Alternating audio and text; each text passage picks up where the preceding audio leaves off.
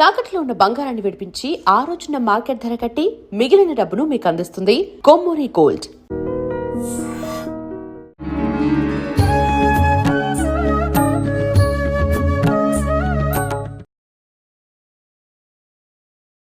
నమస్కారం, welcome to I dream. ధర్మ మార్గం విత్ విజిత కార్యక్రమానికి స్వాగతం. ప్రస్తుతం మనతో పాటు ఉన్నారు ప్రముఖ ఆధ్యాత్మికవేత్త, జ్యోతిష్య పండితులు సుభాష్ శర్మ గారు. ఇప్పుడు గురుగారితో మాట్లాడదాం. నమస్కారం అండి. శ్రీమాత్రే నమః. గురుగారు, లక్ష్మీదేవి రాబోతోంది అని తెలియజేసే సంకేతాలు కొన్ని విధానాలు పెద్దవాళ్ళు చెప్తూ ఉంటారు. అంటే తరచూ ఇంట్లోకి పిట్టలు ఇలాంటివి పక్షులు ఇంట్లోకి వస్తున్నాయి అని అంటే లక్ష్మీదేవి ఆగమనానికి సంకేతము అని అంటూ ఉంటారు. ఇది వాస్తవమేనా అండి? తప్పకుండా తెలియజేస్తారని ముందుగా వీక్షిస్తున్న ప్రేక్షకులందరికీ శ్రీమాత్రే నమః, శ్రీ గురుభ్యో నమః. యాదేవి సర్వభూతేషు మాతృరూపేణ సంస్థిత నమస్తస్సై నమస్తస్సై నమస్తస్సై నమో నమః. అంటే నిజానికి కొన్ని పక్షులు ఇంట్లోకి రావడం అనేటటువంటి శుభానికి సంకేతాలు, కొన్ని జీవాలు కొన్ని పక్షులు రావడం అనేటి అశుభానికి, అంటే శుభం ఎక్కడుంటుందో అశుభం కూడా అలాగే ఉంటూ ఉంటుంది. ఇప్పుడు ఎగ్జాంపుల్, ఇంట్లోకి చిలకలు రావడము, రామచిలకలు రావడము, అలాగే పిచ్చుకలు రావడము. ఈ మధ్యకాలం మీరు చూస్తే కొన్ని ఇళ్లలో గూళ్ళు కూడా కట్టుకొని ఉంటున్నాయి పిచ్చుకలు, చిన్న చిన్న పిచ్చుకలు. అలాగే ఇంట్లోకి అదృష్టాన్ని ఇచ్చేటటువంటి పక్షులు అనేక రకాలుగా చెప్పడం జరిగింది. అందులోనూ ఈ రామచిలకలు రావడము, పావురాలు రావడము, లేదు అని అంటే గనక చిన్న చిన్న పిట్టలు రావడము, ఇవన్నీ కూడా శుభానికి సంకేతాలే అని చెప్పడం జరిగింది. కాబట్టి ఇలాంటివి రావడం వల్ల ఇంట్లో ఉన్నటువంటి నెగిటివ్ ఎనర్జీ కూడా తొలగిపోతుంది అనేటిది. ఎందుకంటే కొన్ని గాలి ద్వారా, ధూళి ద్వారా ఇంట్లో ఉన్నటువంటి నెగిటివ్ ఎనర్జీని కనిపెట్టేటటువంటివి అవే పక్షి జాతులలో అనేక రకాలుగా ఉండడం జరిగింది. అలాంటి వాటిలో ఈ పిచ్చుకలు కావచ్చు, లేదా పావురాలు కావచ్చు, లేదా రామచిలుకలు కావచ్చు, లేదా ఇతరితర పక్షులు కావచ్చు, ఇవన్నీ కూడా ఏంటంటే నెగిటివ్ ఎనర్జీని గ్రహింపజేసేటటువంటివి అని అర్థం. కాబట్టి పూర్వకాలంలో మీరు చూసినట్టయితే కొన్ని ఇళ్లల్లో కావచ్చు, లేదా ఇప్పటికీ కూడా కొన్ని ఇళ్లల్లో చాలామంది అనేక రకాలైనటువంటి పక్షులను పెంచుకుంటూ ఉంటున్నారు. ఇప్పటికీ కూడా చాలామంది జాలులో చూస్తే, ఇంట్లలో చూస్తే కొంతమంది అనేక రకాలైనటువంటి పక్షులను పెంచుకునేటటువంటి విధానాలు, వాటిని పోషించేటటువంటి విధానాలు కూడా చూస్తాం. అలా పెంచుకోవడం అనేటటువంటిది నిజానికి ఇంటికి శుభాన్ని కలిగించేటటువంటివి అని అర్థము. ఇప్పటికీ కొన్ని షాపులలో కూడా అనేక రకాల పక్షులు దొరుకుతున్నాయి, కుందేళ్లు దొరుకుతున్నాయి, చాలామంది అవి కూడా పెంచుకుంటూ ఉన్నారు. ఇలా పెంచుకోవడం వెనక ఉన్నటువంటి ఆంతర్యం ఏమిటంటే, ఎప్పుడైతే పక్షులకు మనం ఆహార పదార్థాలు పెడతామో అది మన ఇంటిని ఎప్పుడూ కూడా నెగిటివ్ ఎనర్జీ నుంచి రక్షిస్తాయి అనేటటువంటిది ఒక ఎత్తు.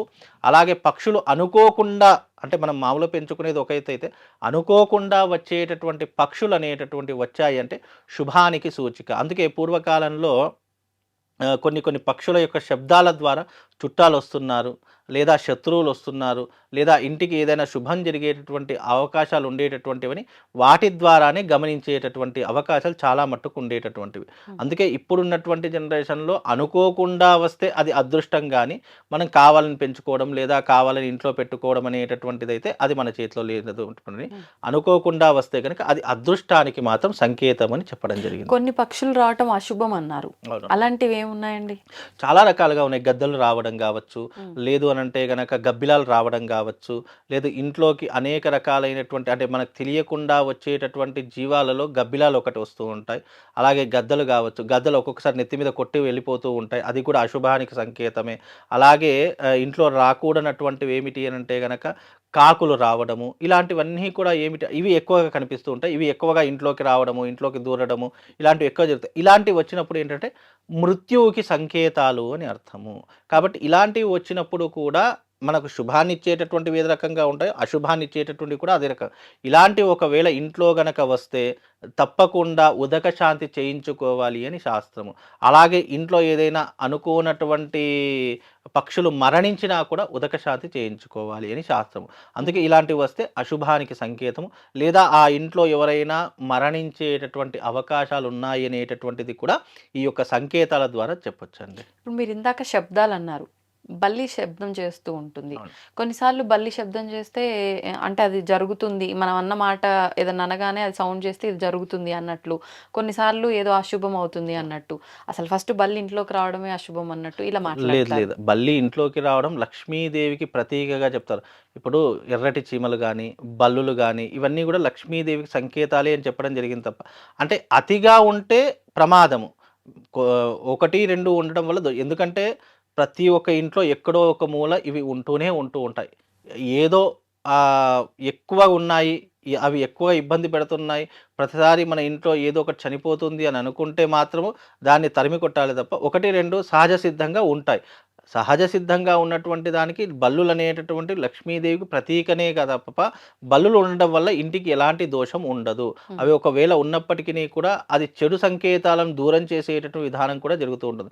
ఒక్కొక్కసారి మనం మాట్లాడుకుని అంటే అందుకే ఇంట్లో ఎప్పుడూ కూడా మంచే మాట్లాడాలి, చెడు మాట్లాడకూడదు. అలా చెడు ఏదైనా మాట్లాడినప్పుడు ఏదైనా శబ్దం వచ్చినా, ఏదైనా శబ్దం చేసినా, ఏదైనా పశుపక్షాదులు శబ్దం చేసినా, లేదా ఇంట్లో బల్లులు అరిచినా అవన్నీ కూడా నిజమవుతాయి అనేటటువంటి సంకేతాలు తెలియజేసేటటువంటిదే ఈ విధానాలు చెప్పేటటువంటి అంశాలు. అంటే పూర్వకాలంలో మనం ఏదైనా చెడు మాట్లాడితే బల్లి అరిచింది అనుకోండి, అబ్బా బల్లి అరిచింది, ఇది నిజమయ్యేటటువంటి సంకేతాలు ఉన్నాయేమో అని భయపడేటటువంటి ఆలోచనలు ఉంటాయి. అందుకే ఆ సందర్భాల్లో చెడు మాట్లాడకూడదు అని శాస్త్రం. అలా మాట్లాడేటప్పుడు నిజంగానే బల్లి పలికిందనుకోండి, బల్లి అరిచిందనుకోండి, అవి జరిగేటటువంటి సూచనలు మునుముందు ఉన్నాయి. ఎందుకంటే కాలాన్ని పసిగట్టేటటువంటిది, భవిష్యత్తుని పసిగట్టేటటువంటిది, ఇలాంటి విషయాలు చాలా మట్టుకు ఆయా తరహాల్లో నిర్దేశించేవాళ్ళు అప్పట్లో. ఇప్పుడంటే టెక్నాలజీ పెరిగింది కాబట్టి నమ్మేవాళ్ళు చాలా తక్కువ. నిజంగానే అలా ఉంది అని అంటే గనక తప్పకుండా అది చెడుకే సంకేతంగా భావన చేసుకోవాలి. ఇప్పుడు కుక్కలు మామూలుగా అరవటం అనేది సహజం, కానీ కుక్క ఏడుస్తుంది కొన్నిసార్లు. ఇంటి ముందు వచ్చి కుక్క ఏడిస్తే అశుభం, ఏదో కీడు జరగబోతుందని కూడా అంటారు పెద్దవాళ్ళు. వాస్తవమండి.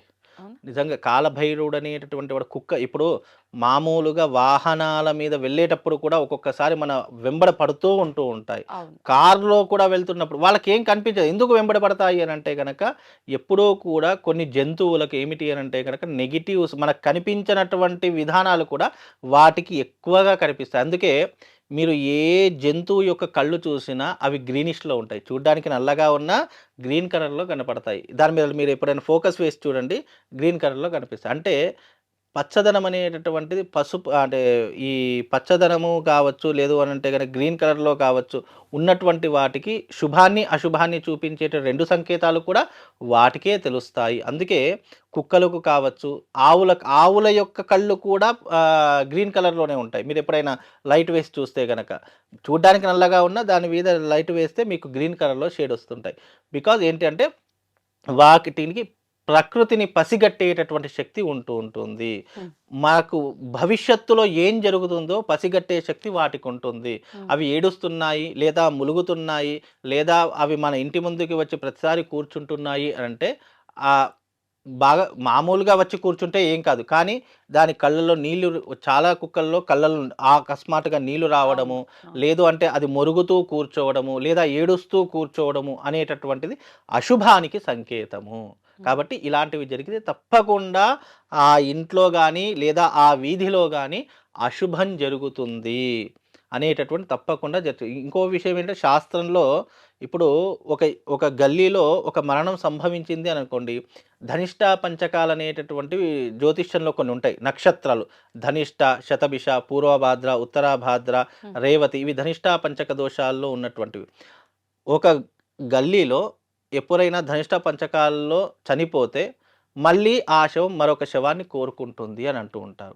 అయితే ఆ ఇంట్లో అయినా జరుగుతుంది, లేదా ఆ వీధిలోనైనా జరిగేటటువంటి ప్రామాణికాలు చాలా మట్టుకు ధనిష్ట పంచకాలు జరిగితే ఉంటుందని శాస్త్రం. తప్పకుండా ఒక సంవత్సరంలో 4-5 ఆ వీధిలో కావచ్చు, ఆ ఇంట్లో కావచ్చు మరణించేటటువంటి చర్యలు తప్పకుండా జరుగుతాయి. 100% జరుగుతాయి.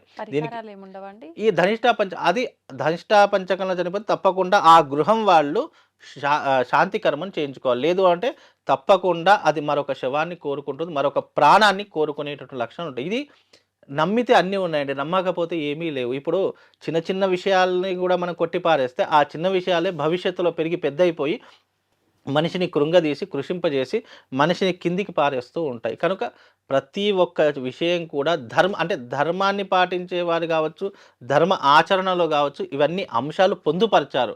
అంటే ఇవన్నీ ఎందుకు పొందుపరిచారు గతంలో అంటే భవిష్యత్తులో మానవాళి ఇలాంటి సంకేతాలు తెలుసుకొని జాగ్రత్త పడతారు అనేటటువంటి కాన్సెప్ట్తోనే చెప్పారు తప్ప భయపెట్టాలి అనేటటువంటి కాన్సెప్ట్తో కాదు. ఇలాంటివి జరిగినప్పుడు మనం జాగ్రత్తగా ఉంటే అన్ని రకాలుగా బాగుంటుంది. మీరు ఇందాక చీమలు కూడా లక్ష్మీ ఆగమనం అన్నారు కదా. ఇప్పుడు నల్ల చీమలు ఉంటాయి, చిన్న చీమలు, ఎర్ర చీమల్లోనే లడ్డు చీమలు, అవును. రకరకాల చీమలు ఉంటాయి. ఆ చీమలు వచ్చినప్పుడు వాడికి పంచదార వేస్తేనే లక్ష్మి అనుగ్రహం అంటారు. మరి అది అట్లేం ఆ పంచదార ఎక్కడుంటే అక్కడికెళ్తాయి. మీరు ప్రత్యేకంగా వేయవలసిన పనేం ఎందుకండి లేదు. లైన్‌లకు లైన్‌లు అవును. వెళ్ళిపోతుంటాయి కదా వాటికి ఇంట్లో. వాటికి ఎక్కడ తీపి ఉంటుందో వాటికి ఆటోమేటిక్‌గా గ్రహించేటటువంటి శక్తి ఉంటుంది కదా! హ్మ్. కొన్ని జీవజాలాలకు మనం ఏం చేయాల్సిన అవసరం లేదు. వాటికి గ్రహించేటటువంటి శక్తి అనేటటువంటి ప్రతి ఒక్క సృష్టిలో భగవంతుడు ఏ జీవికి ఏ శక్తి ఇవ్వాలి అనేటటువంటిది ఆటోమేటిక్‌గా తన యొక్క బ్రహ్మరాతలో రాసేస్తాడు. వాటికి మనం ప్రత్యేకంగా చేయాల్సిన ఏం లేదు. హ్మ్. అది ఆటోమేటిక్‌గా అవి చీమ చీమలకు చక్కెర ఎక్కడ ఉంటుందో, తీపి ఎక్కడ ఉంటుందో మనం చెప్పాల్సిన పని లేదు. అవి ఆటోమేటిక్‌గా వెళ్ళిపోతూ ఉంటాయి. గండు చీమలు కావచ్చు, లేదా నల్ల చీమలు కావచ్చు, ఎర్రటి చీమలు కావచ్చు. ఇవి చిన్నవే మరీ పెద్దవనేటటువంటిది కాదు. పెద్దవున్నాయనుకోండి అవి కరిచేటటువంటి అవకాశం ఉంటుంది. నొప్పి జరిగేటటువంటి చిన్న చీమలకైతే ఏం కాదు కాబట్టి ఇవన్నీ కూడా లక్ష్మీ ప్రతీకకు గుర్తుగా చెప్పడం జరిగింది తప్ప దీనివల్ల నష్టమేం లేదమ్మా. గురుగారు గ్రామాల్లో ఎక్కువగా చూస్తుండేవాళ్ళం. గడపకి ఖచ్చితంగా మంచిగా పసుపు రాసి, కుంకుమతో, ముగ్గు పిండి అంటే బియ్యపు పిండితో అలా మంచిగా పూజ చేసేవారు. ఒక రకంగా ఒక పువ్వు పెట్టేవారు గడపకి. మంగళ శుక్రవారాలొస్తే ఖచ్చితంగా చాలా మంచిగా కనిపిస్తుండేది కళకళలాడుతూ గడప. ఇప్పుడైతే గ్రామాల్లో గూడా చాలా తక్కువే అయిపోయింది ఈ విధానం అంతా గూడా. అంటే ఇవన్నీ ఆచరించడం ఒక ఆచరణ అయినప్పటికీ, ఇవి ఆచరిస్తేనే లక్ష్మి అనుగ్రహం ఉంటుంది అని చెప్పి అనేవారు. నిజంగా ఈ గడప పూజ వల్ల లక్ష్మి అనుగ్రహం ఉంటుందంటారా? లక్ష్మీదేవి రాకను సూచించేటటువంటి పద్ధతులు పూర్వకాలంలో హ్మ్. కొన్ని విధానాలు శాస్త్రంలో చెప్పడం జరిగింది. ఇప్పుడు ఒక వ్యక్తి వస్తున్నాడు అని అంటే గనక ఇప్పుడు అనేక మార్గాలు సెల్ ఫోన్‌లో చేసి అంటే ఫోన్ చేసి నేను వస్తున్నానని చెప్పి సందేశాలు ఒకటి, లేదా ఉత్తరాలు రాసి నేను వస్తున్నాననే సందేశం ఇలాగైతే అంటే ఒక మనిషి రాకను ఏ రకంగానైతే కొన్ని కార్యముల ద్వారా సూచించడం జరుగుతుందో, హ్మ్. అలాగే లక్ష్మీదేవి రాకను కూడా కొన్ని సిద్ధాంతాలు చెప్పడం జరిగింది. హ్మ్. అంటే నీ ఇంటికి లక్ష్మీదేవి రావాలంటే నువ్వు ఏమేం పద్ధతులు పాటించాలి, ఆ! ఆచారాలు పాటించాలి, ఎలాంటి క్రతువులు చేయాలి అనేటటువంటి విధానాలు శాస్త్రంలో చెప్పారు. హ్మ్. ఆ శాస్త్రాన్ని పాటించేటటువంటి ప్రతి ఒక్కరికి కూడా లక్ష్మీదేవిని కైవసం చేసుకోవడానికి, లక్ష్మీదేవిని ప్రసన్నం చేసుకోవడానికి సులువైనటువంటి మార్గాలు. ఇవి చిన్న చిన్న మార్గాలే, పెద్ద పెద్ద మార్గాలేం కావు. హ్మ్. మీరన్నట్టుగా సింహద్వారంలో ఉన్నటువంటి కడపను పూజించడము, ఇంట్లో ఎప్పుడూ కూడా సాంబ్రాణి ధూపం వేయడము, అలాగే ఇంటి ఆవరణలో ఆవు పేడతో అలుకుపూత వేయడము, రంగవల్లులతో ముగ్గులు వేయడము, అలాగే ముగ్గులు వేసిన దాని మీద ఎర్రటి మందార పుష్పాలు పెట్టడము, ఆ! అలాగే ఇంట్లో ఎప్పుడూ కూడా దీపం వెలుగుతూ ఉండడము, ఎప్పుడూ ఇంట్లో చిన్న పిల్లల యొక్క కేరింతలు వినబడడము, ఇవన్నీ కూడా లక్ష్మీదేవి రాకను సూచించేటటువంటివి అని అర్థం. హ్మ్. అందులో ఒక భాగమే ఈ యొక్క సింహద్వారానికి హ్మ్. పసుపు పెట్టాలి అనేటటువంటిది. హ్మ్. ఏ రకంగా పెట్టాలి అనేటటువంటిది గనక సూచిస్తే హ్మ్. మనము మామూలుగా గడపను నీటితో కడిగేస్తూ పసుపుతో చక్కగా మొత్తము దానికి పసుపు పూసేసి మామూలుగా ముగ్గు పిండితో కానీ, హ్మ్. లేదు అనంటే గనక ఇంకా ఇతర రంగవల్లులతో కానీ, పసుపుతో కానీ, కుంకుమతో కానీ హ్మ్. ముగ్గులు వేస్తూ ఉంటాం. నిజానికి సింహద్వారాన్ని పాలతో కడగాలి. అది కూడా స్వచ్ఛమైనటువంటి ఆవు పాలు. అది కూడా ఏ లీటర్‌లో, బీటర్‌లో కాదు.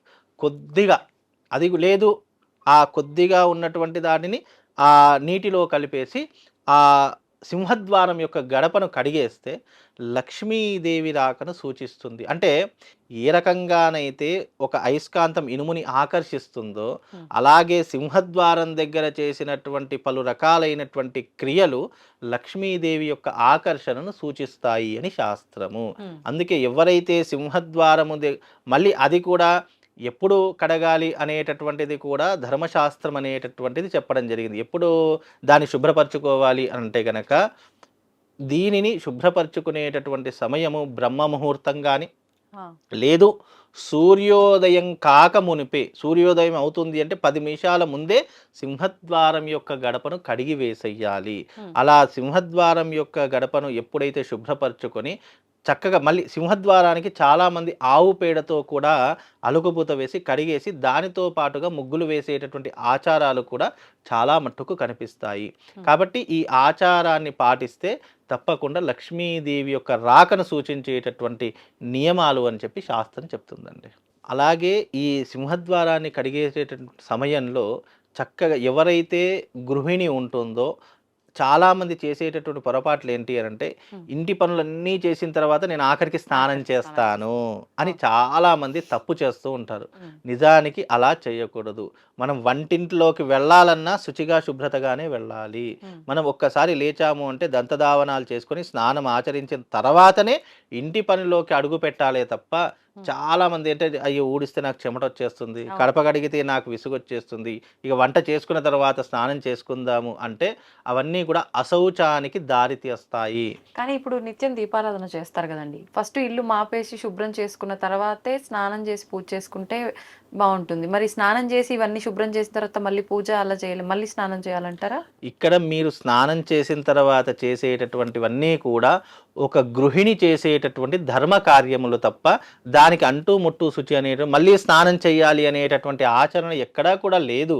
మామూలుగా చేతులు ఇప్పుడు మనం అన్నీ ముడతాం కాబట్టి మామూలుగా చేతులు కాళ్ళు కడుక్కుంటే సరిపోతుందే తప్ప మళ్ళీ ఇవన్నీ చేశాం కదా అని చెప్పి మళ్ళీ స్నానం చేయాల్సిన పని గృహిణి యొక్క ప్రధానమైనటువంటి ధర్మమే అది.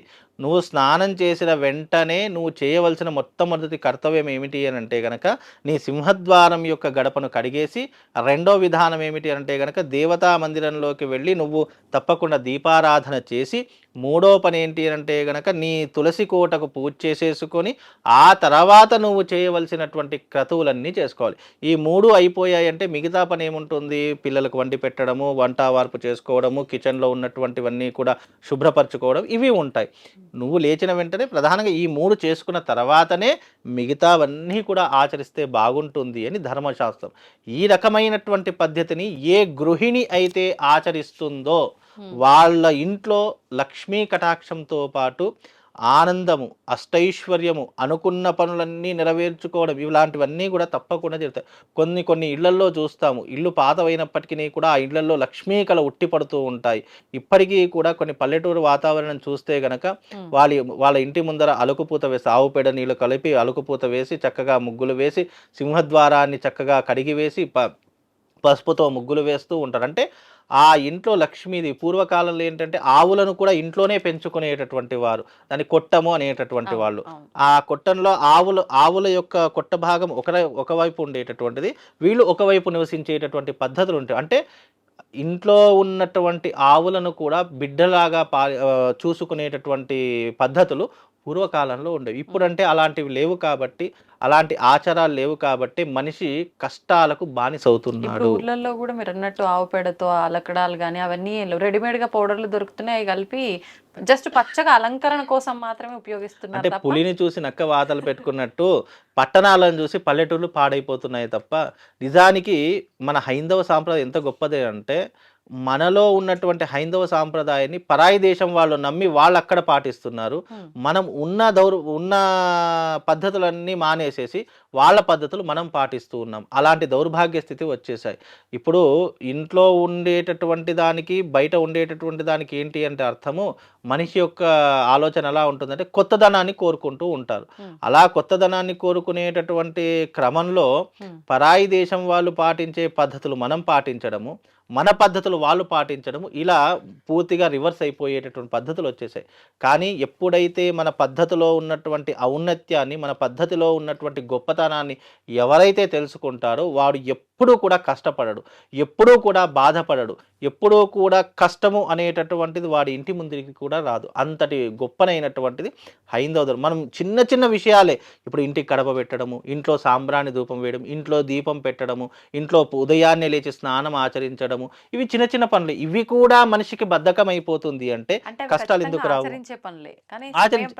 సమయం ప్రకారంగా ఆచరించడం లేదు. ఇప్పుడు ఎగ్జాంపుల్గా మీ యొక్క ఆఫీస్ టైం 10 గంటలకు అనుకోండి, మన ఆఫీసే కదా, 11 గంటలకు వెళ్తాను, 12 గంటలకు వెళ్తాను, లేదా మధ్యాహ్నం పూట వెళ్తానంటే సమయం ఊకుంటుందా? సమయం ఎవ్వరి కోసం ఆగదు. ఏ సమయానికి ఆ సమయంలో చేసే క్రతువులు ఆచరిస్తే తప్పకుండా దాని యొక్క ఎఫెక్ట్ మనిషి అనుభవిస్తూనే ఉంటాడు.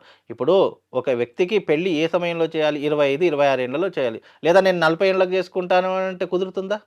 కాబట్టి సమయము చాలా ఇంపార్టెంట్. సమయం, అందుకే పంచాంగంలో లగ్న సమయం కానీ, హోరా సమయం కానీ ఇవన్నీ ఎందుకు పర్టికులర్గా చెప్తారు? లేదా పెళ్లి ముహూర్తాలు కూడా పలానా ఈ సమయంలోనే చేయాలని ఎందుకు చెప్తారు? సమయానికి చాలా క్యాలిక్యులేషన్ ఉంది. నువ్వు చేసే ప్రతి పని కూడా సమయానికి, నువ్వు ఏ సమయం, ఇప్పుడు ఉదాహరణకు పొద్దున ఇంట్లో నుంచి బయలుదేరారు, అనుకోనటువంటి సంఘటన జరిగింది అనుకోండి, అబ్బా పొద్దున్న లేచి ఏ సమయంలో లేచానో ఎవరి మొహం చూశానో తెలియదు, నాకు ఈ గండం వచ్చింది, ఈ గండం వచ్చి నా నెత్తి మీద పడ్డది అని చెప్పేసి మనం కొన్నిసార్లు మనసులో అనుకుంటూ ఉంటాం. అంటే మనం ఇంట్లో నుంచి వెళ్ళినటువంటి సమయము మనం జీవితాన్ని నిర్దేశిస్తుంది.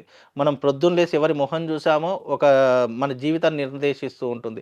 అంటే ప్రతి ఒక్క కాలము సమయము మనిషి యొక్క లోటుపాట్లకు అనేక కారణాలు అవుతాయి. అందుకే సమయం ఈజ్ మోస్ట్ ఇంపార్టెంట్ ప్రతి ఒక్కరి జీవితంలో. కాబట్టి ఏ సమయానికి ఆ పని జరిగితేనే దాని యొక్క పుణ్యము పాపము రెండూ అనుభవిస్తాము. చేయకూడనటువంటి సమయాల్లో చేయకూడదు చేస్తే పాపం అనుభవిస్తాము. చేయవలసినటువంటి సమయాల్లో మనం ఏదైతే క్రతువులు అంటే మానవుడు చేయవలసిన నిత్యకృత్తులు ఉంటాయో అవి ఆచరిస్తే తప్పకుండా దానికి పుణ్యాన్ని అనుభవిస్తాము. అలాగే లక్ష్మీ కటాక్షాన్ని అనుభవించేటటువంటి విధానాలు కూడా. అందుకే సింహద్వారం అనేటటువంటిది ఎవరైతే శుచిగా శుభ్రతగా కడిగేసి ఇంటి పనులు చేసుకుంటారో ఆ ఇంట్లో లక్ష్మీదేవి ఎప్పటికీ కొలువై ఉంటుంది. ధన్యవాదాలు గురుగారు.